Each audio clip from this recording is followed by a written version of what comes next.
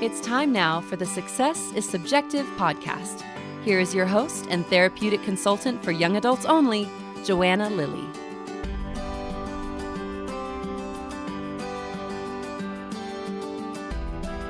Hi, and welcome to the show. Today, my guest is Will Hutchinson. Will began his career in the financial district in Stanford, Connecticut, after graduating with the Bachelor of Science in Business Administration from the University of Vermont's Grossman School of Business.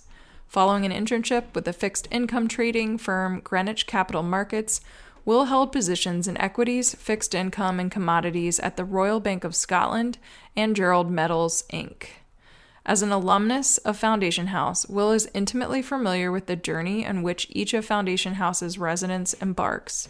He values dedication, determination, and discipline, and is committed to the process of self-improvement. As a leader at Foundation House, he is humbled and honored to walk a path that may allow those only now beginning their journey an easier way to follow. As the Foundation House Chief Operating Officer, Will's primary focus is managing Foundation House and Tradecraft 12 at the administrative level. Will oversees and works closely with the entire staff to ensure Foundation House and Tradecraft 12's programs and services are of the highest caliber. Just a little side note, Tradecraft 12 is a real stinking tongue twister. Okay, moving on. A hockey player since age 3, Will's passion for the sport has taken him across Canada and the US. He strives to use hockey as a platform for team building, fostering a sense of camaraderie among the residents and staff. Will lives locally in South Portland and enjoys spending time on the water, ski slopes, and at the rink. Let's not wait any longer. Let's get to the interview now with Will on today's edition of Success is Subjective. Well, Will, thanks for being on the podcast. I'm super excited to have you as a guest. How are you doing? Thank you for having me. Appreciate it. I'm happy to be here. Not sure exactly what I'm in for, so I'll do my very best. I've not been on one of these before, so I'll give you whatever I got. Oh, I love it. Well, I appreciate the vulnerability for being a first-time podcast guest. I'll try not to, torture you in any capacity, but I digress. Let's just jump in. I don't actually know your full backstory, so why don't you actually just tell our listeners, where did you grow up and what was the messaging that you were getting kind of as you were, again, growing up or being raised about what you're supposed to do after high school? Sure. So I grew up in the Southern Connecticut area in Fairfield County, a town called Wilton. And, it was a normal upbringing for all intents and purposes. I had, a normal nuclear family. My parents were still together. And I had, a significant portion of my childhood devoted to the sport of hockey, which I played for many, many years up until college. And it was, kind of a primary focus of mine. I traveled all over the United States and Canada and played in various leagues, all over the place. And so that was kind of sort of the predominant focus for me. And, studies were fine. I did well in school and not really much to report on sort of the educational front in general. And so I progressed up through high school, on time and as one normally would. And then, headed off to college at the University of Vermont. And it was sort of in my high school years and, heading into, Vermont and through Vermont that, some of my sort of non-linear patterns began to become apparent. And so, I can go into more of those now if you want, or, talk about post-college. But for me, really, the message to answer your question, post-college was, to get a job and to begin one's life how, most families would expect their son to, in terms of, going out on your own and finding a place to live and beginning to provide for yourself in, a meaningful way, which I had some success in doing. But there were, as we know, since I'm on this podcast, some other issues at play, which took me in a nonlinear fashion, ultimately to where I am now, which is somewhere that I never expected to be, but I am eternally grateful for nonetheless. Oh, I love it. Well, I think, and we're going to get to that because I think what you are doing is obviously awesome, hence me inviting you to be a guest on the podcast.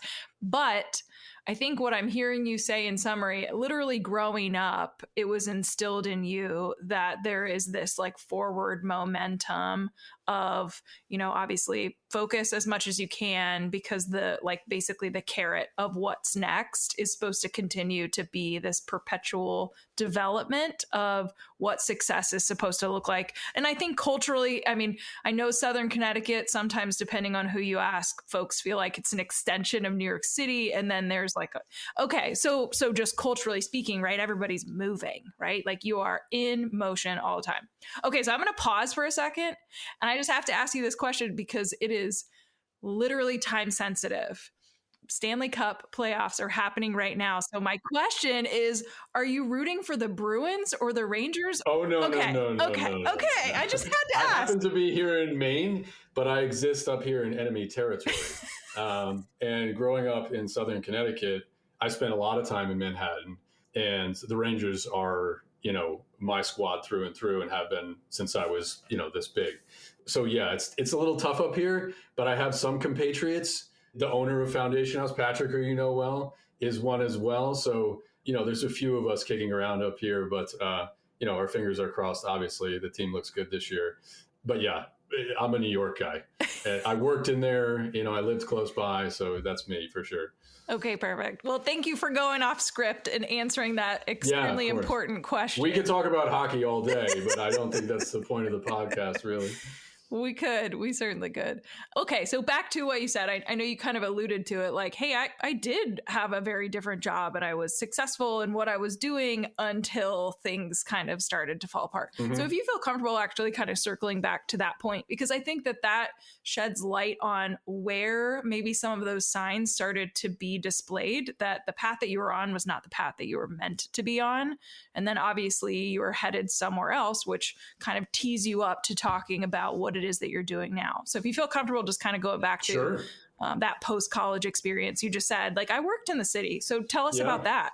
So to go back even a little bit further, my personal issues, primarily with alcohol and then later on narcotics, that were, all of it is combined into one thing, which was basically just, I had serious addiction problems, right? And so, I remember even back in the days of college, beginning to count days and see how many days of sobriety I could string together, even at that age. And, my drinking had started, really in middle school and progressed pretty significantly all the way through into my collegiate years, where, I did manage to get through the University of Vermont with pretty good grades overall. I attended the business school there, which was something that I was interested in and did pretty well. And so as a result of that, and an internship that I'd had in the summer of 2007, where I worked at a firm called Greenwich Capital Markets, that firm was subsequently bought out by the Royal Bank of Scotland. And so when I graduated, I was able to sort of leverage some of the connections that I'd made at that internship to have a position there after college. And so for the next, 4 or 5 years, kind of post-college, I worked sort of on the sales and trading side of the investment bank there with some success, but, really superficial success, in the sense that, I had an apartment, I had a girlfriend, and I was making money. And, for sort of the general passerby to look in on my situation, they would probably think, okay, he's doing all right. But the reality was definitely much different. And, the substance abuse and drinking really ramped up throughout my early 20s. Ultimately, I had basically made a decision that I would leave the bank, and, kind of through some twists and turns, I ended up spending some time in Colorado for about a year, and, generally kind of lost my way in sort of my mid-20s. And through, a variety of different channels, I had been to a couple of different detoxes. I had, attended a PHP program in my early 20s.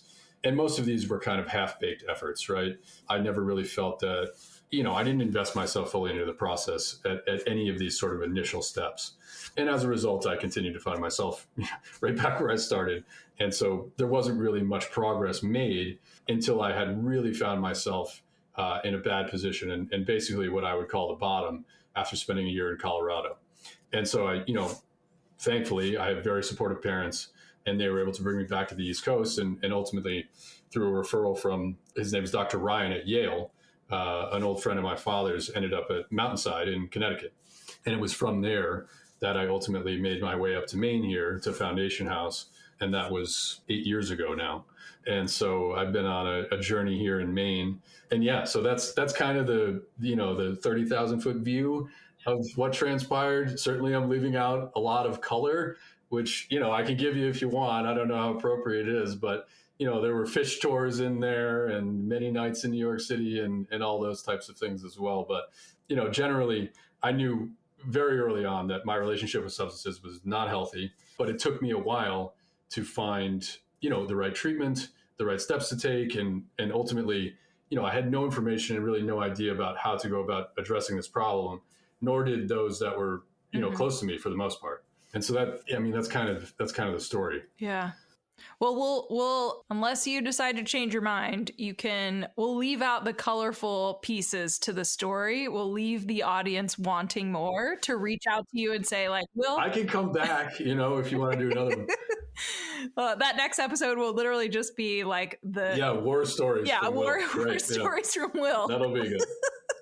I got some real zingers, let me tell you. Oh gosh, I can only imagine. All right, Yep. Well, 8 years ago, from being a participant to what you're doing now, fill us in. What's your exact role at Foundation House now? And maybe kind of like, just go ahead. From 8 years ago, from being a participant to what it is that you're doing now, fill us in. What is your role and kind of what are you doing 8 years later? Sure. To go back to the beginning, Patrick had asked me to join the staff after I think it was about 8 months in the program. And so I started as basically the entry-level position at Foundation House, which we call a facilitator, which, is a behavioral health tech in the majority of the industry.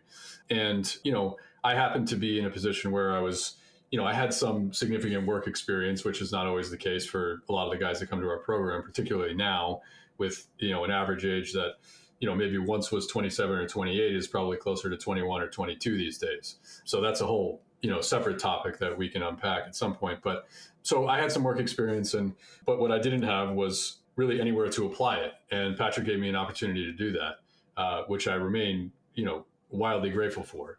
And so I did whatever I could and whatever I had to, right, in order to, start to take some steps in the right direction to getting my life back on track. So I, have basically done kind of every position there is at Foundation House at this point in some capacity, with the exception of medical director or nursing or any of the medical roles, because that's not me. But outside of very specific licensed roles, I've really done them all.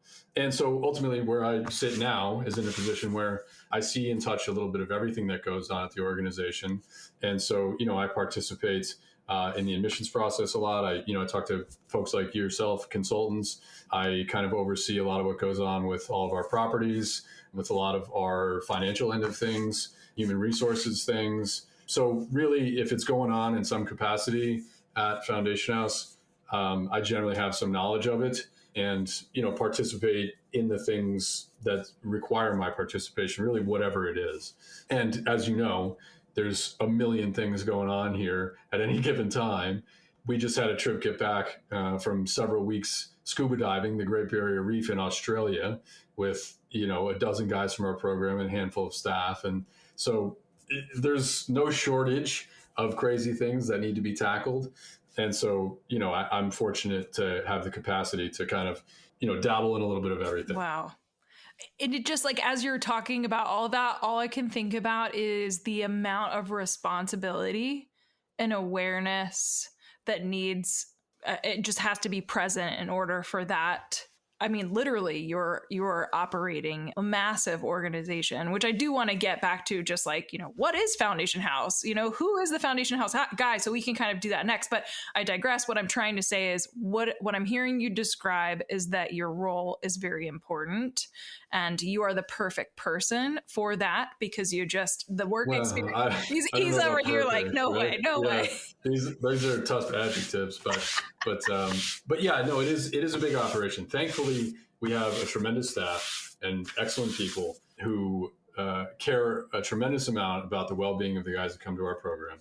I feel very fortunate that this is not a program that has been invested in from outside sources. There's no private equity, there's no VC, there's no greater organization pulling the strings behind the scenes. And this remains, as Patrick started it almost 23 years ago now, a familial type of organization that has the capacity to invest itself into the well-being of its clients, first and foremost, and, to leave the finances to second or third or fourth or even fifth at times, right?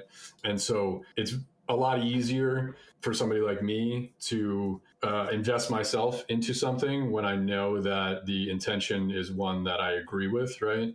And that I feel is ethically and morally sound, which is very important to me and important to, our program as a whole. So that's helpful for sure. Especially in the addiction treatment space, it can get That's really right. slimy. In fact, the majority of programs don't have that moral compass that you're describing. Correct. Because a lot of it is that financial backing. It's just, the intention of those clients coming in is not client-centered. So, okay. So you have the participant perspective and obviously the staff, like climbing that ladder, staff perspective of an organization that clearly is very important to you. So for those that are listening, what is the Foundation House and who is that ideal client? Because I know you also kind of hinted way back when, 8 years ago, average age was closer to 27. Things have shifted. So again, in speaking about who the guy is, maybe even plug in a little message of like, why do you think that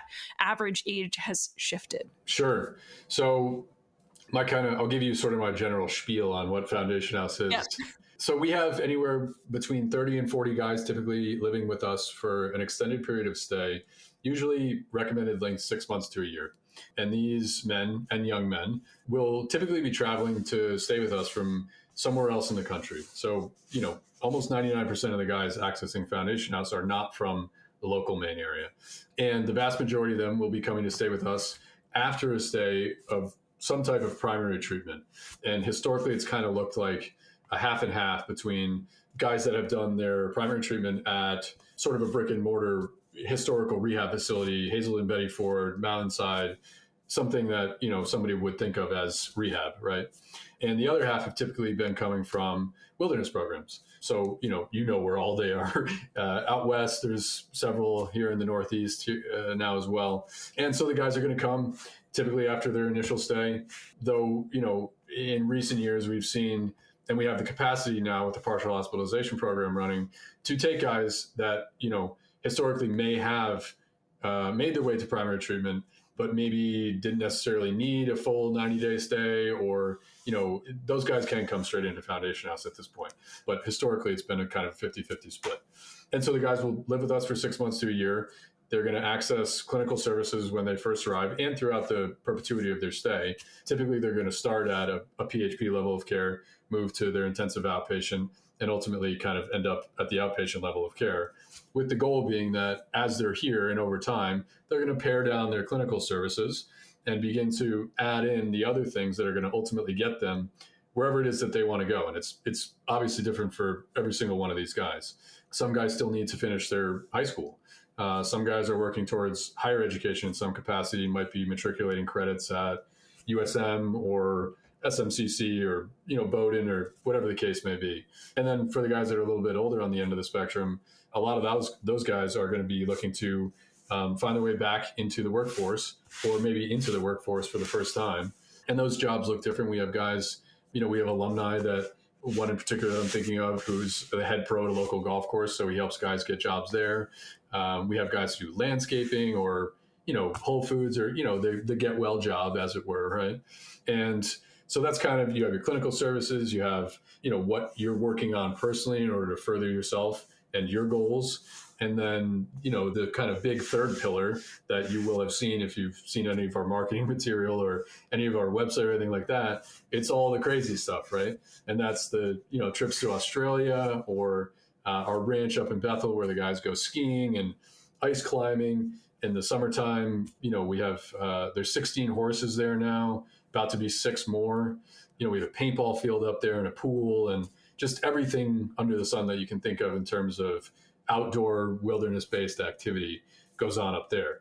And then in town here, there's a whole wide variety of other things as well, whether it's athletic leagues, there's a softball league, there's a football league, we play hockey a lot.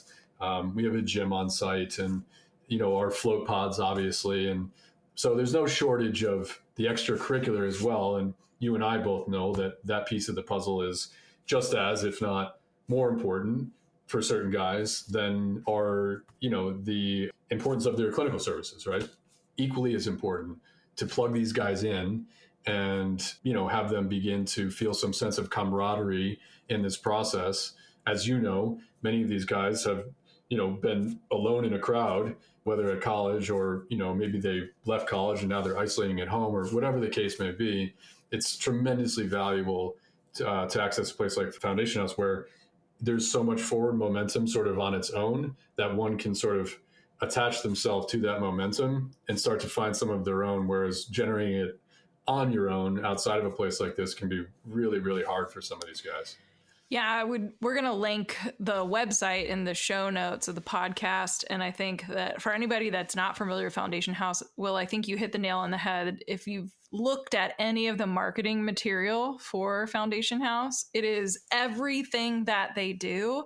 And my call to action is I dare you to find something that's not photographed and used because I would be stunned.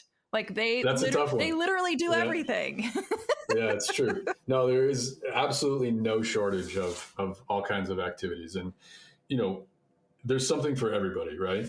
You might see more of, hiking pictures and beautiful scenes from, up in Bethel and what have you, just because those photograph well. But there's a ton of guys in our program that, prefer arts, prefer music, and they, we have those things for them as well. So I think historically, there's been sort of the stereotypical Foundation House guy, which, he's maybe more athletic or, prefers, I don't know, to be out in the woods than he does making pottery or, whatever the comparison you want to draw. But to kind of circle back to the conversation about the change in demographic, and it has to do with age as well. But there are so many different kinds of guys accessing Foundation House now, and many of them are, not good at sports, and that just isn't important. All the things that we do, there's an intention for everybody to be welcome and involved. And, I go swing the bat at softball once in a while, and I am not good at that sport. You can put a hockey stick in my hand and we're all set. But so, from the top down, people participate in all kinds of things that they're not necessarily great at. And there's plenty of space for everybody, really. It doesn't matter what your interests are or what you were good at before you came or, really anything like that. It's about connecting with other people and being involved in things and doing stuff together. I love it. I think as you were talking to, I was thinking about that image of just find something, attach yourself to it. So I think that a variety of types of activities that a young person can get involved in is why you see Foundation House having such a large menu of options, because you all really are trying to put anything out there. Just figure out what you want to do and do it. And if we don't offer it, if we don't provide it, well, let's figure it out because we want you to be engaged. I think that's where kind of that willingness to continue to expand that menu of options just makes it so that any guy that's coming to you all has at least one thing.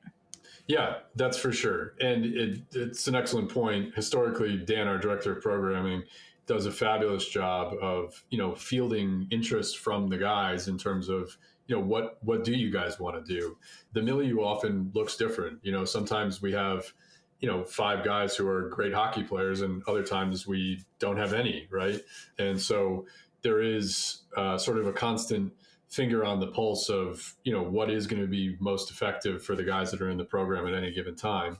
Now, obviously we have our staples that sort of are always present, but other things are scattered in all over the place, whether it's, tickets to the Banff Film Festival or, just things like that sort of make their way onto the radar periodically that are, may have been even brought to Dan from the resident population a lot of the time. Okay.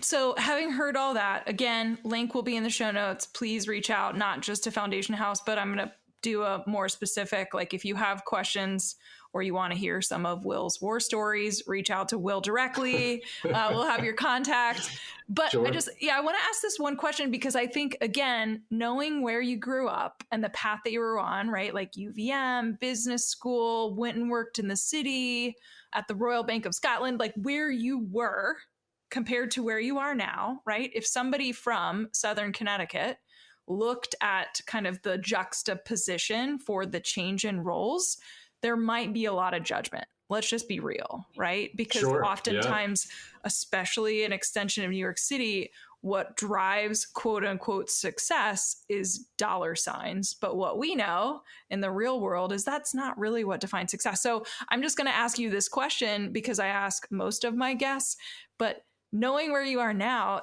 do you see yourself as successful? Yes, I would say so.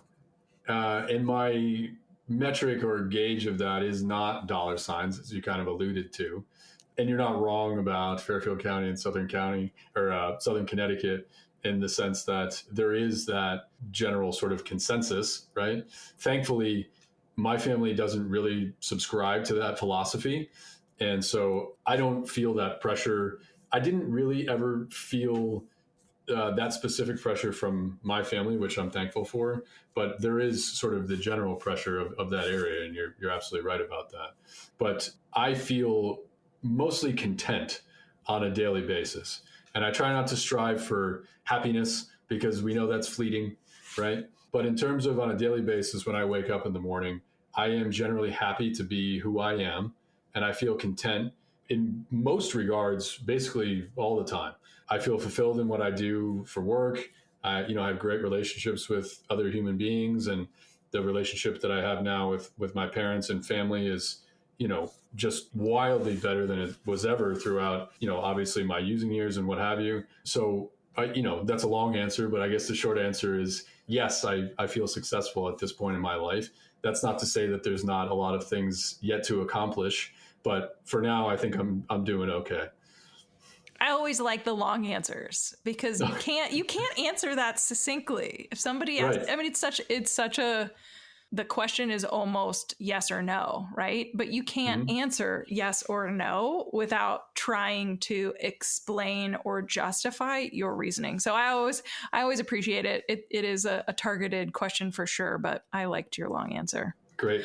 All right. Will, thank you for being a guest on the podcast. This has been super fun. I was very interested in hearing your story. And then it was also really refreshing to be reminded of who Foundation is, who they serve, and some of the changes that are, or not changes, because that's also good, that have played out in the not so distant past. So thank you again for taking the time to be a guest. And for anybody that's listening that wants to reach out to Will, check out his contact in the show notes. Thank you very much for having me. Appreciate it.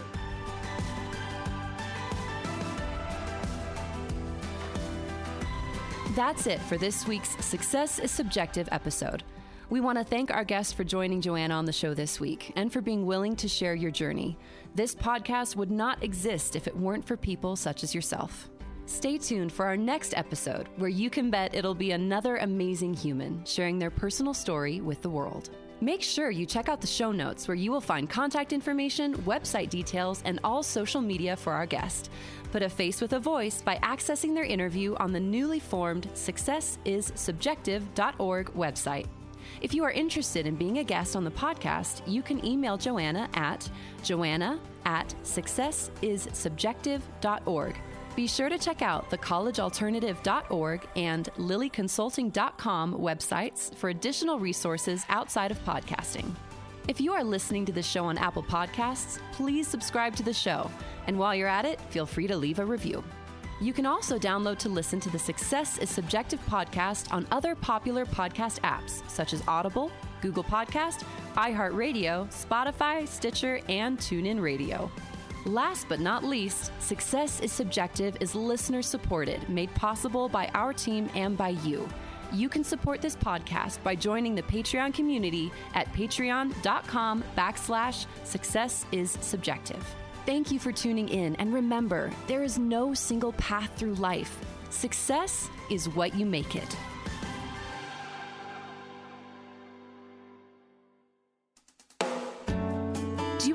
teenager or young adult who seems to have lost their way? Maybe they need help navigating adolescence, adulthood, and decisions surrounding higher education. Or maybe they have become withdrawn, their grades are slipping, or they are flat out living a reckless lifestyle, and you're concerned about their health and well-being. If this describes what your teen or young adult is facing, a therapeutic consultant may be able to help. Mental health, addiction recovery, and higher education can all be equally expensive. While information is everywhere, how do you know what option is the best one for your family? Some parents have the time to research and navigate this on their own. Some don't. If the latter applies to you, enter therapeutic consultants. Therapeutic consultants, like Joanna, listen to your family's specific needs and advocate on behalf of your loved one. TCs will research therapeutic resources, recommend treatment programs, and assist during adulthood transitions. Not being affiliated with any program, their support is completely objective and catered toward the best interest of each unique family. To find a qualified therapeutic consultant to work with, check out TCA, also known as the Therapeutic Consulting Association. Their website is therapeuticconsulting.org, all one word. Again, that's therapeuticconsulting.org. Then click the Find a Pro tab up at the top.